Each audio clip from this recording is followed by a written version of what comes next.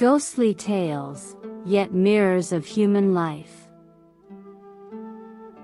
Hey everyone! Welcome to Encountering Chinese. Ghostly Tales from Zhai. Today, I'm going to tell you a story called Knight-errant Woman.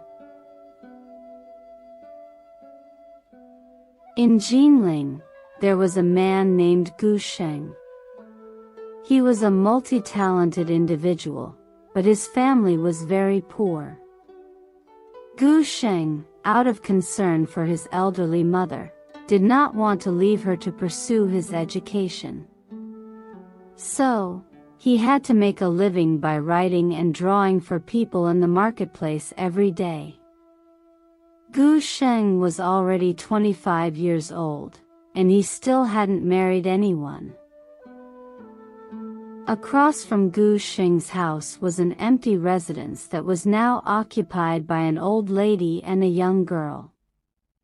Because the house was entirely occupied by women, the neighbors had never inquired about their origins. One day, as Gu Sheng was returning home, he saw a young girl coming out of the neighbor's house. The girl was about 18 or 19 years old, and she was exceptionally beautiful and elegant, a rare sight. When she saw Gu Sheng returning, she didn't avoid him, but her expression was quite serious.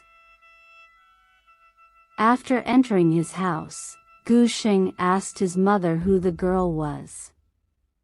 His mother replied, "She is the daughter from across the street. She came to borrow scissors and a ruler from me. She just told me that she also lives with only her mother. I don't think this girl is from a poor family." I asked her why she hasn't married yet, and she said it's because she wants to take care of her elderly mother and, therefore, is not willing to get married. Tomorrow, we should also visit her mother and, by the way, express your proposal. If they consider our intentions reasonable, you can then take the place of the young girl in caring for her elderly mother. The next day, Gu Sheng's mother went to the young girl's house. It was then that she found out the young girl's mother was a deaf old lady.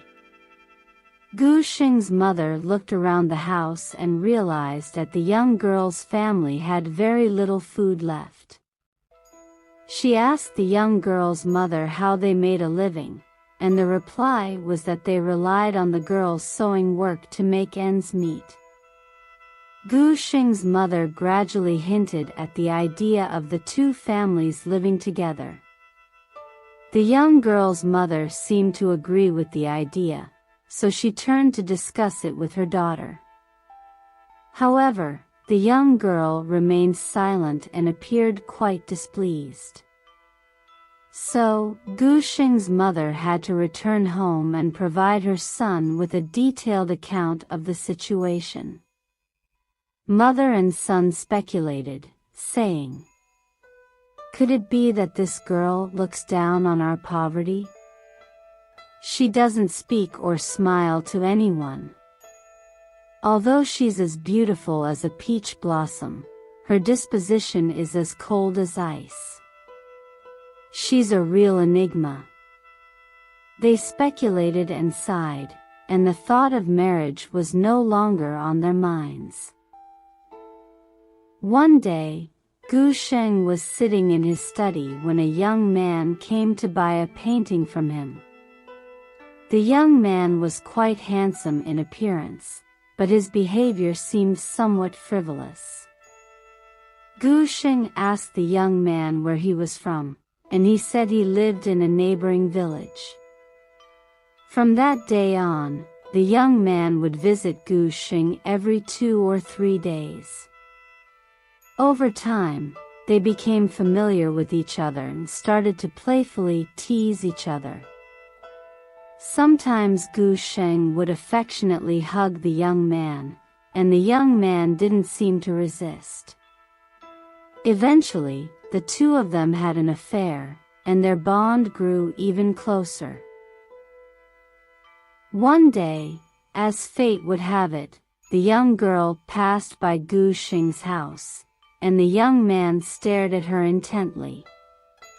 The young man asked Gu Sheng who the young girl was, and Gu Sheng replied, "She is our neighbor's daughter."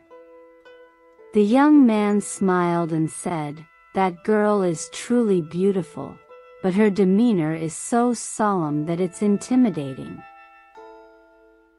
Shortly after, Gu Sheng went into the house, and his mother told him, "Just now, the girl from across the street came to ask for some rice. She mentioned that they haven't cooked a meal in days. I can see that this girl is incredibly filial, even though her family is very poor. We should help them more in the future."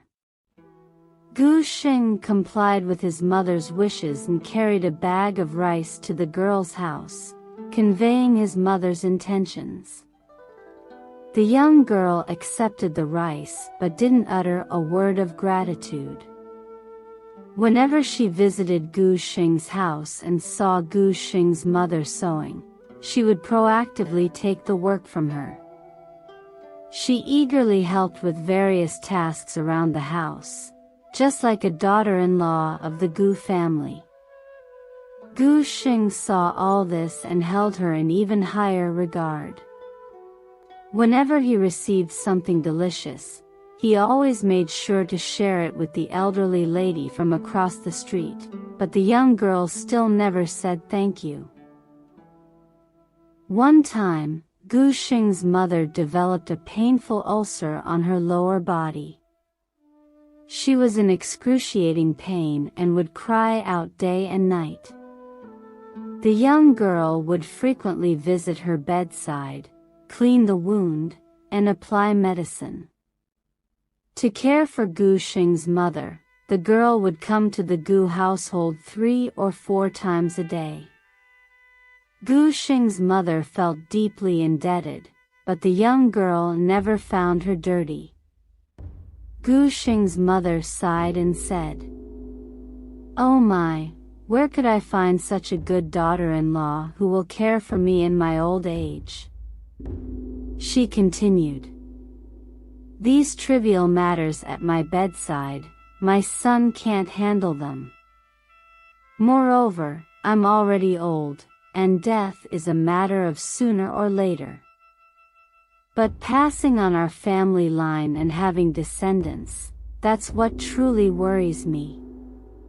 As they were speaking, Gu Sheng walked in. Gu Sheng's mother cried and said to him, "We owe the girl too much. You must never forget to repay her kindness." So, Gu Sheng knelt down to the ground and kowtowed to the young girl. The young girl said to Gu Sheng, "You respect my mother, and I haven't thanked you. Why do you need to thank me?"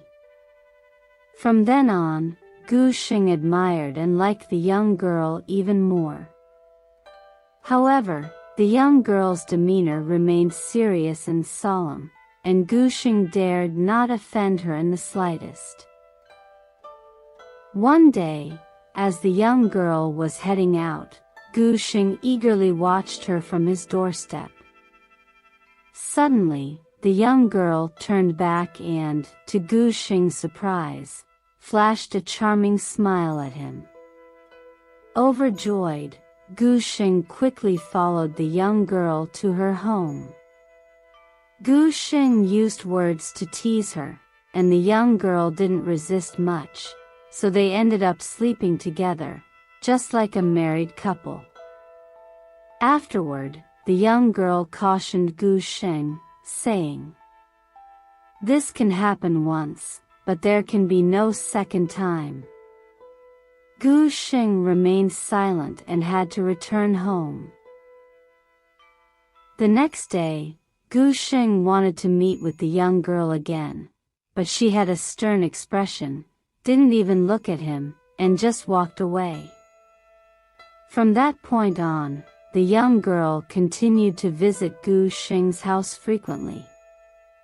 Sometimes, when they crossed paths, she wouldn't give him a kind word or a pleasant look. Whenever Gu Sheng tried to make a joke, she would respond with cold, cutting words to counter him. One day, in a secluded place, the young girl asked Gu Sheng, "Who is the young man who often comes to visit?" Gu Sheng then told her everything. The young girl said, "His behavior has crossed the line multiple times. Because of his closeness to you, I chose to ignore it. Please relay my message to him. If he behaves as he did in the past, then he simply doesn't want to live." That evening, Gu Sheng passed on the young girl's words to the young man and told him, "Please be careful. She cannot be offended." The young man smirked and said, "If she can't be offended, why did you offend her?" Gu Sheng tried to explain, but the young man continued, "If you truly didn't offend her, how did those intimate words end up in your ears?" Gu Sheng couldn't provide an explanation. The young man then said, "Please also relay to her not to act all self-righteous. Otherwise, I will spread your affair everywhere." Gu Sheng became very angry and his face changed, and then the young man left. One evening, Gu Sheng was sitting alone when suddenly the young girl arrived at his residence. She smiled at Gu Sheng and said, "It seems that our destiny is not yet over. Could this be fate?" Gu Sheng was overjoyed and quickly embraced the young girl. Suddenly, they heard a commotion of footsteps outside the door. Startled, they stood up and realized it was the young man who had entered. Gu Sheng asked the young man in surprise, "What are you here for?" The young man smiled and said, "I've come to see that virtuous girl." He then turned to the young girl and said, "You're not cold and aloof today, are you?" The young girl was so angry that her eyebrows stood on end, her cheeks turned red, but she didn't say a word. She hurriedly opened her clothes, revealing a small pouch. She reached inside and pulled out something, which turned out to be a gleaming 1-foot-long dagger. The young man, seeing the dagger, was so shocked that he turned and ran. The young girl chased him out the door, looking around, but found no signs of him. So, the young girl threw the dagger into the air, and with a swish, the dagger emitted a bright light like a rainbow, and something fell to the ground with a loud noise. Gu Sheng quickly used a lamp to illuminate it and found that it was a white fox, but the fox had been decapitated. Gu Sheng was greatly alarmed. The young girl said, "This is the handsome young man you're intimate with every day. I originally wanted to spare him, but who would have thought he didn't want to live, and I had no choice." With that, she put the dagger back into the small pouch. Gu Sheng tried to pull the young girl into the house again, but she said, "That monster just ruined our mood. Let's talk about it again tomorrow evening." With that, she walked out of the door. The following evening, as expected, the young girl came again, and the two of them had an intimate rendezvous. Gu Sheng asked the young girl about her swordsmanship, and she replied, "This is not something you should know. You should also keep it a secret, as leaking last night's affair might not be to your advantage." Gu Sheng brought up the topic of marriage again, and the young girl said, "We have already shared a bed and performed household chores like fetching water and cooking. Isn't that what a wife does? We are already a couple, so why discuss marriage again?" Gu Sheng asked, "Do you still find my family's poverty a problem?" The young girl answered, "Your family is indeed poor, but is mine wealthy? Our intimate encounter tonight is precisely because I pity the poverty in your family." Before parting, the young girl told Gu Sheng again, "Such casual affairs should not happen repeatedly. When it should happen, I will naturally come. When it shouldn't, even if you force it, it will be in vain." From that point on, whenever Gu Sheng tried to talk to her about personal matters, the young girl would walk away to avoid it. However, she continued to perform tasks like mending clothes and cooking, carrying out her duties as a proper wife would. Several months later, the young girl's mother passed away, and Gu Sheng did his best to arrange her funeral. From then on, the young girl lived alone. Gu Sheng believed that her solitary sleep could easily lead to temptation, so he would jump over the wall and call out to her through the window. However, he never received a response. During the day, when Gu Sheng checked the door of the young girl's house, he found it locked and empty. He suspected that she might have other arrangements and was not at home. Yet when he visited at night, he found the house still empty. Feeling helpless, Gu Sheng left the jade pendant on the windowsill. After a day had passed, Gu Sheng and the young girl bumped into each other in Gu Sheng's mother's house. As Gu Sheng was leaving, the young girl followed him. She said to Gu Sheng, "Do you suspect me? Everyone has their own secrets that they can't share with others. Now, if you want me not to doubt you, how can that be possible?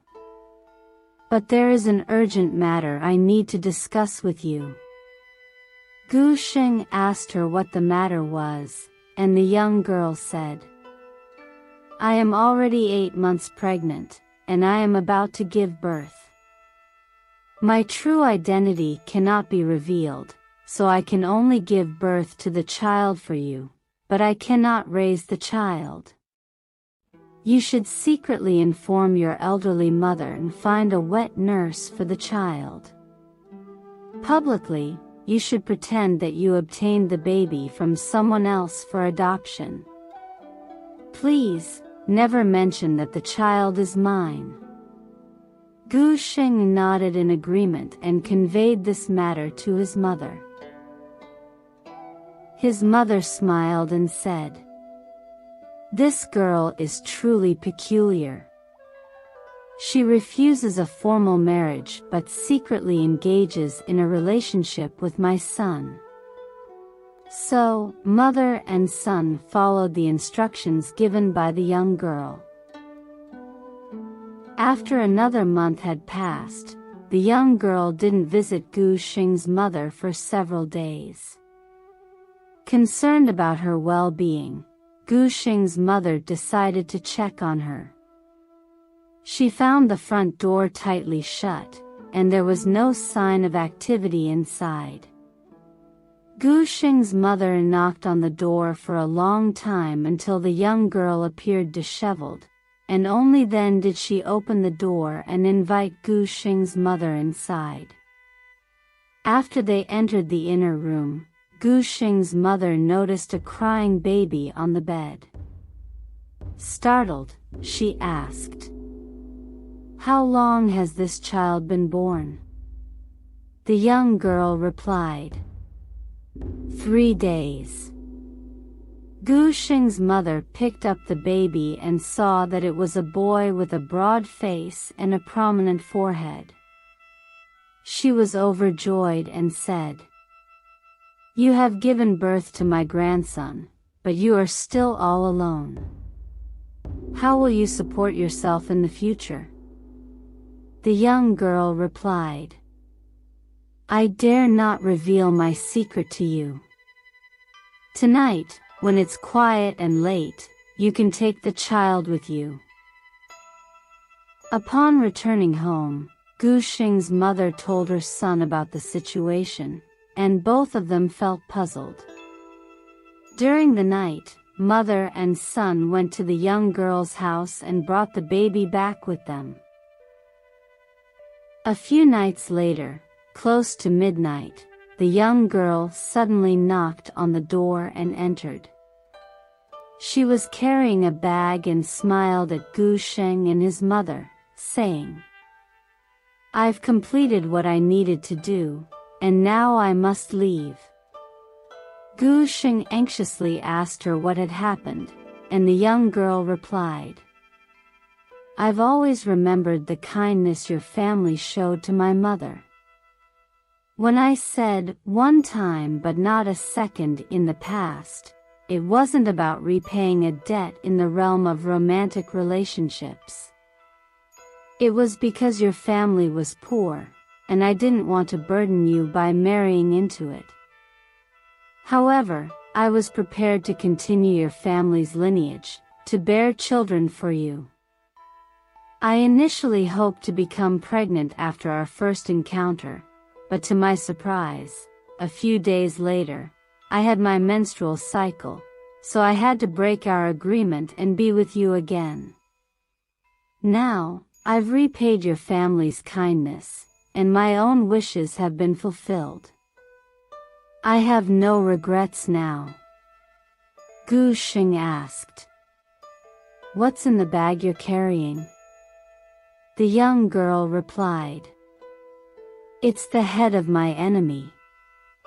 Gu Xing opened the bag and saw a gruesome sight, with hair and a beard tangled together, the flesh a bloody mess. He was so shocked he almost fainted. He asked the young girl for the whole story behind this. She said, "I didn't tell you before because I was afraid you'd reveal the secret. But now that the major task is accomplished, I'll tell you the truth. I'm originally from Zhejiang. My father held an official position as a major, but due to a plot by our enemies, our entire family was exterminated. I escaped with my elderly mother and have been living incognito here for 3 years. I couldn't take revenge immediately because my mother was still alive. After my mother passed away, I was expecting a child, so I couldn't fulfill my wish for a long time. When I went out a few nights ago, it wasn't for any other reason but because I was unfamiliar with the way and the entrance.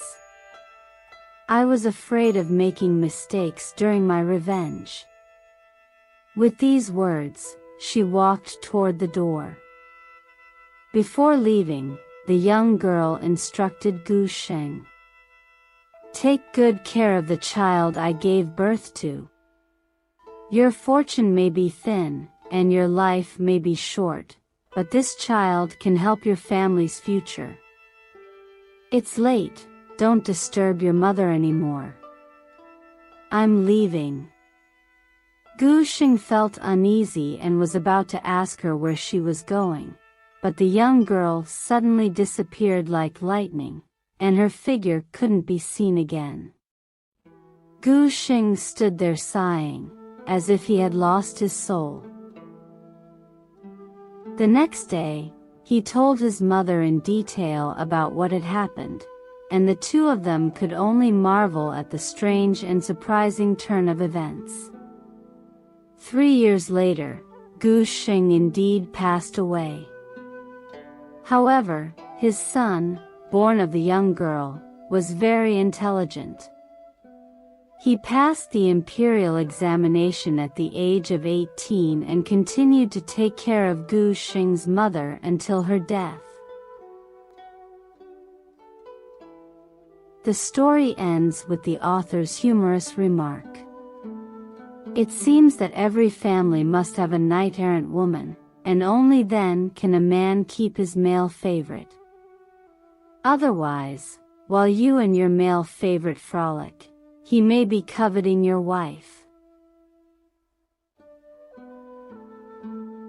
Alright. That's all for today's ghostly tale. Knight-errant woman. If you enjoyed it, please give it a thumbs up and subscribe. Please also encourage everyone to comment and share more. We'll see you in the next episode.